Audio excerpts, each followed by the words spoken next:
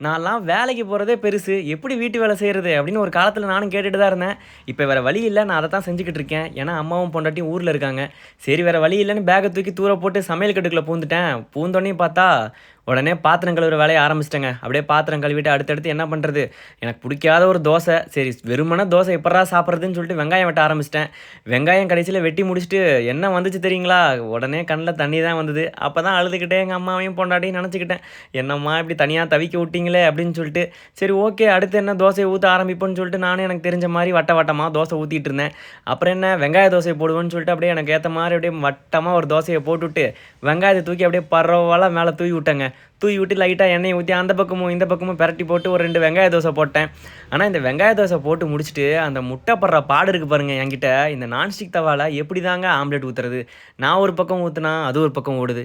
யாரெல்லாம் இத அனுபவப்பட்டுருக்கீங்கன்னு மறக்காம கமெண்ட்ல சொல்லுங்க.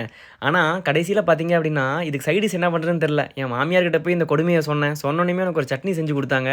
சும்மா தொக்கு வேற லெவலுங்க. உங்களுக்கு வேணுனா கமெண்ட்ல சொல்லுங்க. அடுத்த டிஷ்ஷாவே அத நான் அப்லோட் பண்ணிர்றேன்.